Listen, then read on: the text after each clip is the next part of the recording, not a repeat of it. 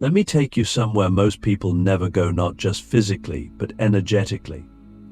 Somewhere unseen, somewhere forgotten. A place deep within you that has been hidden beneath layers of shame, fear, unresolved pain, and years of conditioning. I'm talking about the shadow core, the raw, untamed part of your being where your true power lives. But here's the thing, most people are terrified of it. They mistake it for a wound. They label it toxic.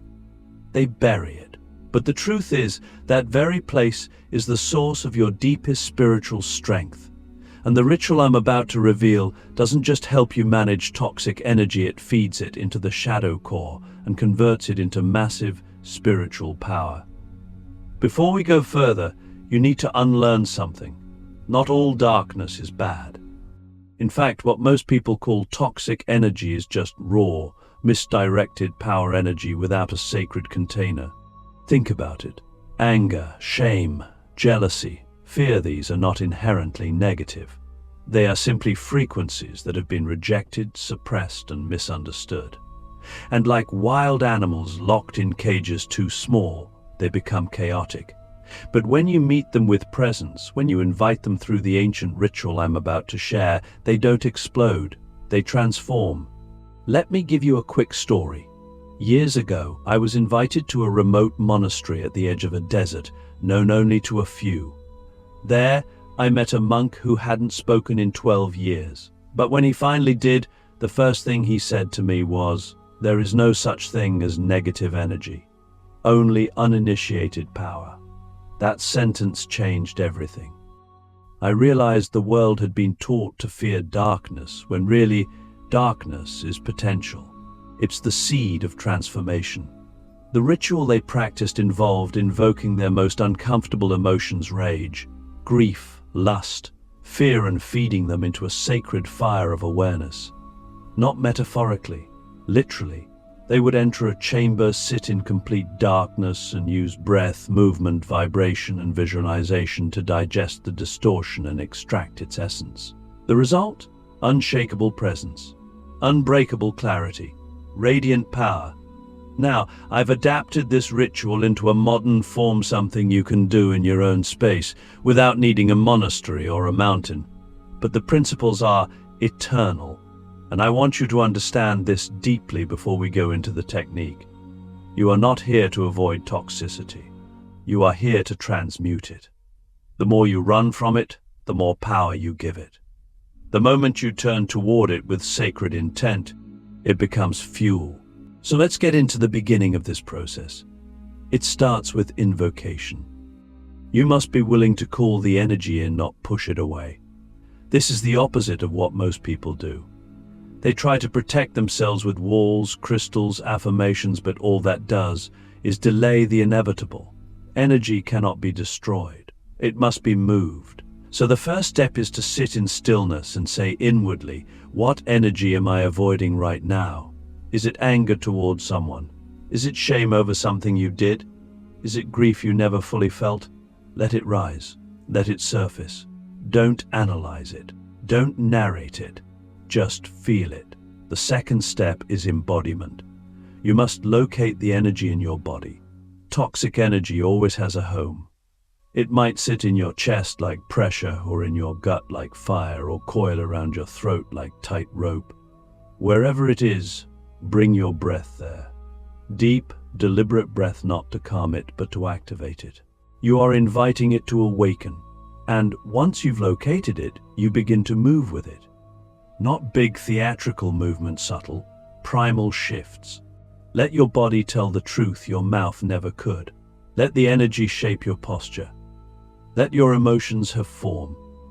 This is not performance. This is ritual. The third step is transmutation. This is where the ancient alchemy begins. As the energy becomes more alive, you must now give it direction. This is what initiates shadow power. You visualize a dark flame at the base of your spine. This is your shadow fire. It is not chaotic. It is not evil. It is the original intelligence of transformation. Every mystic tradition has a version of this. In Tantra, it's Kundalini. In shamanism, it's serpent fire. In Kabbalah, It's the Shekinah. That flame is your ally. You begin to breathe the toxic energy into it. You imagine the grief, the rage, the shame being fed into that flame. And instead of destroying you, it expands you. Your body becomes hotter. Your field expands. Your mind clears. This is the moment where energy stops being pain and becomes power. But here's the key. This only works if you stay fully present. The moment you disconnect, the process pauses. You must be the witness and the channel at the same time. You're not lost in the emotion, and you're not hovering above it. You are inside it, directing it, dancing with it. This is what the ancients meant by riding the dragon. The dragon is your shadow. And when you ride it consciously, it becomes your mount, not your master. Let me ask you something that may rewire how you see every hard moment in your life. What if the pain you're resisting is the exact frequency you need to unlock your next level of power? What if the energy you've labeled toxic is actually the raw material for your evolution? The ritual is not just a technique. It's a way of being, a way of relating to energy that turns every trigger into treasure, every wound into weaponry, every emotion into motion. And once you master this, you stop fearing the world. You stop needing protection. You become the storm, not destructive. Boat onto travel. In the next part, I'll take you deeper into the ritual, how to stabilize shadow power once it's awakened, how to channel it into action, and how to become a living vortex that clears entire environments just by entering them. You'll understand why the most magnetic people on the planet are not the ones who are always light and love, but the ones who've integrated their darkness and made it sacred. Click subscribe to this channel to get more profound spiritual lesson. Now that you've invoked the ancient ritual and allowed the toxic energy to awaken the shadow fire within you, something irreversible has begun.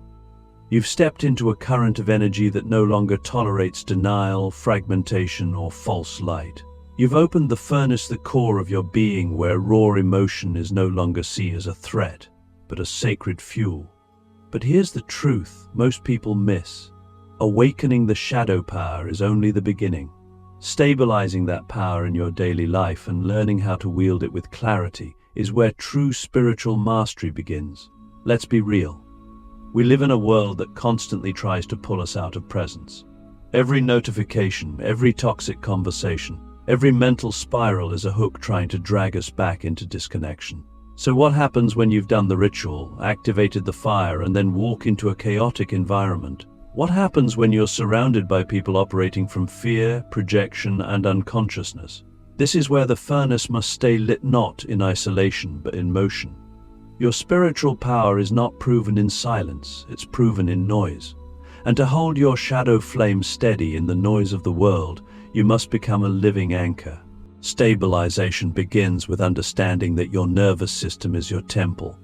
Your ability to hold intense energy without collapsing or attacking comes from the strength of your inner container. Just like a furnace needs thick walls to contain high heat, your human body needs a grounded, regulated system to hold shadow power. This is not about suppressing emotion. It's about embodying intensity without reaction. So the first practice is breath. Not shallow, surface breath, but deep, structured, rhythmic breath that roots you into the earth. I teach a simple pattern. Inhale for 4, hold for 4, exhale for 8. Do this during moments of tension, and you'll notice something remarkable. The storm passes through you, but it doesn't own you. You become the stillness inside the chaos. That's power. The second practice is energetic direction. Once your shadow power is stabilized, it needs a purpose. Power without direction becomes chaos. That's why so many powerful people burn out or self-destruct. They've awakened the energy but haven't assigned it a mission. So ask yourself, where does this fire want to go? Into your voice, your art, your leadership, your boundaries. Shadow power is not just for mystical experiences, it's for impact. You take the fury of suppressed emotion and channel it into action that brings truth into the world. You become a mirror, a catalyst, a force that doesn't preach but moves mountains just by being. Here's the secret. When you stabilize your shadow energy, You don't feel lighter, you feel deeper. Your presence thickens. Your voice gains weight. Your eyes hold silence. You no longer seek validation because you've touched something eternal inside yourself. You've been to the underworld and made peace with your monsters. So when others bring their chaos to you, you don't flinch. You don't run. You listen, and your listening becomes the purification. That's how you become a vortex, an energetic field that transmutes distortion simply by holding sacred neutrality. This is what the ancients meant when they said the masters could walk into a cursed land and bless it just by stepping on it. Not because they cast spells or said prayers, but because their field was so coherent, so anchored, that the land remembered itself in their presence. You can become that. You're not here to be a perfect light. You're here to be a complete frequency. And completeness requires shadow. It requires presence. It requires the willingness to be misunderstood, to be intense, to be real in a world that profits off pretending. Let me ask you something that cuts straight to the core. What would your life look like if you stopped trying to be liked and started trying to be true? If you stopped shrinking to fit the room and instead let your energy reshape the room? That's what wielding shadow power feels like. It's not force. It's not dominance. It's density of presence. And it's built through practice. So here's what you do now. Every day, take 5 minutes to light your inner flame. Breathe into it. Feed it with whatever emotion is real. Then ask it, what do you want me to say today? To create, to destroy, to protect? Then follow the impulse. Not recklessly, but with sacred intent. That's how you build spiritual weight. That's how you become a force in the world. In the next part, I'll show you how to take this even further, how to use shadow power to break generational cycles, rewrite karmic patterns, and become a guardian of energetic truth in your bloodline. You'll learn why you were born into your exact family, with its exact pain, because you are the one chosen to alchemize that frequency and free the lineage. You weren't born into your family by accident. You didn't land in the middle of those particular dynamics, wombs, or patterns randomly. The truth that most people avoid because it's too heavy, too inconvenient, too sacred is this. You chose your bloodline, not to suffer through it, not to escape it, but to alchemize it. To become the breaker of curses, the transmuter of pain, the one who would carry the torch of awareness into the places no one before you was willing to look. And shadow power, this ancient force you've begun to awaken, is the exact tool you need to do what no one else in your lineage could. Let's break this open. Every family system carries unprocessed energy, grief that was never cried out, rage that was never spoken, trauma that was never witnessed. That energy doesn't just disappear. It becomes vibrational inheritance. It weaves itself into the fabric of your personality, your choices, your self-worth. You think your anxiety is yours, but it might be your grandmother's heartbreak echoing through your chest. You think your self-sabotage is about you, but it might be your grandfather's failure, unresolved and festering. These aren't just metaphors. This is real, energetic transmission. And until someone sees it, feels it, and transmutes it, it repeats. So here's the deep wisdom. You didn't just inherit trauma. You inherited the power to alchemize it. Shadow power is not just personal, it's ancestral technology. It's the capacity to go into the frequency of the pain you were born into. And instead of collapsing under it like your ancestors did, you breathe into it, you digest it, you transform it into clarity. And when you do that, something profound happens. The entire lineage shifts. Your healing isn't just yours, it becomes retroactive. The past begins to reorganize itself through your nervous system. You become the bloodline alchemist. Here's how it works. When you feel a deep emotional charge, something irrational, repetitive, almost too heavy to make sense, you pause. You don't judge it. You recognize it as ancestral material. You say, this isn't just mine. This is ours. You breathe into it like you've learned. You bring it to the shadow fire at your core. And then you listen. You listen not with your ears, but with your field. You might get images. You might feel names. You might sense events that happened long before you were born. Don't rush it. Don't make it a story. Just witness it. That's the first act of liberation, the willingness to see what was never seen. Then comes the offering. You don't fight the pain. You offer it to the flame. You say, "This ends with me," not in anger, but in reverence. You feed the pattern not into your ego, not into your identity, but into the furnace of your being. And because you're conscious, because you're present, the energy doesn't recycle, it transforms. And what rises from that fire is wisdom, ancestral gifts that were buried under the wounds, intuition, vision, strength. These are the treasures that come only when you've earned them through fire. And once you claim them, you begin walking differently, speaking differently. You become an energetic key not just for your family, but for everyone carrying similar frequencies. Let me ask you something that might shake the foundation of how you see yourself. What if your deepest wound is not your weakness, but the exact portal your ancestors left behind for you to enter and reclaim the power they couldn't? What if every breakdown you've had was the moment the lineage was trying to break through? This is real. I've watched people do this work and suddenly feel peace in their body where there was always tension. I've seen families shift without words after one person stepped into their shadow power and alchemized the inherited pain. Why? Because energy is collective. When one person remembers, the whole field begins to wake up. That's the silent revolution of shadow work. It doesn't scream. It radiates. And here's the final truth of this part. Your ancestors are not just watching you. They are counting on you. Not to be perfect, but to be present, to do what they couldn't, to love what they had to hate, to cry the tears they swallowed, to speak the truth they buried. You are the living altar. Your body is the ritual.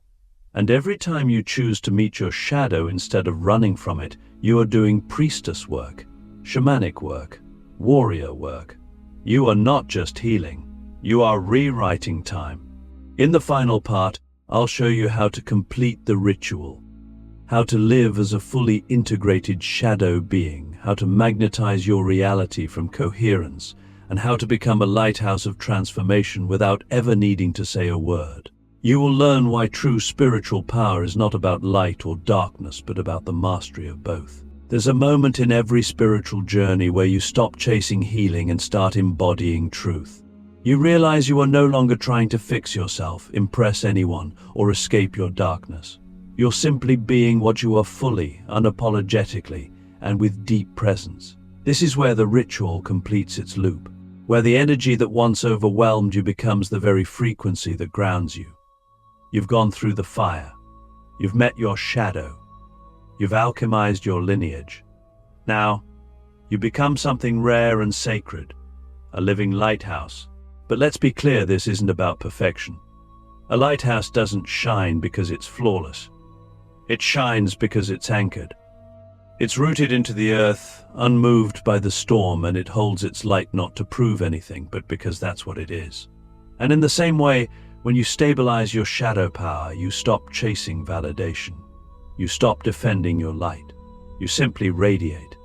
Not everyone will understand it. Some will be drawn to you without knowing why. Others might resist your presence because your coherence reveals their chaos. That's okay. You're not here to be comfortable. You're here to be true. Living as a magnetic shadow being means you become a walking field of truth.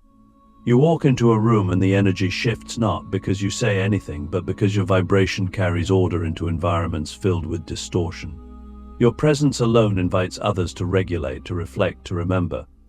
And that's why this path is not for the faint of heart, because once you hold this frequency, you can't go back.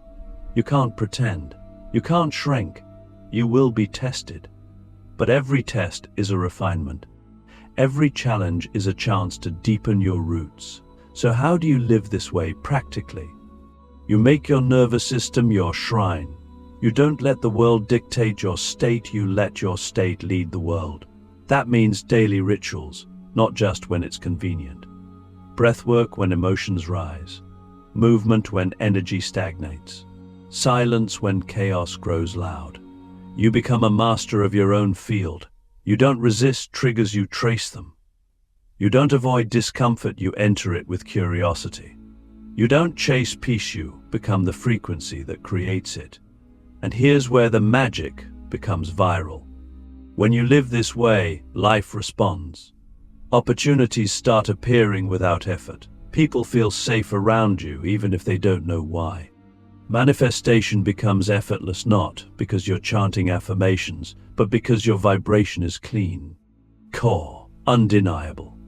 You don't need to manipulate reality when your energy is aligned. You become magnetic, not because you force outcomes, but because you're aligned with truth, and truth always attracts its mirror. Let me ask you something that could change your life forever. If you stopped trying to be someone and simply became your frequency, what would change? What would fall away? What would rise up? What would finally align around you because you stopped pretending and started vibrating from your essence? This is the Lighthouse Code. It's not a technique, it's a state of being, a commitment to coherence, a vow to never abandon yourself again, no matter how loud the world becomes. You become a guardian of your own energy. You stop outsourcing your power. You stop leaking your truth for approval. You carry the sacred fire of your shadow, not as a burden, but as a beacon. You don't just survive the storm, you illuminate it. And here's the final truth. This world doesn't need more perfect people. It doesn't need more light workers trying to escape the dark. It needs shadow holders, people who have done the inner work so deeply, they become safe havens for others to unravel. It needs you fully activated, fully present, fully real. So the next time you feel energy rising, rage, grief, jealousy, fear, don't run. Don't suppress it. Don't fix it. Feed it to the furnace. Let it rise. Let it burn. Let it become power. And then walk into the world with your spine tall, your breath deep, your frequency unshakable. You are the ritual now. You are the fire. You are the lighthouse. There is no going back, only through, only deeper, only brighter in the dark. You're not becoming powerful. You're remembering that you always were.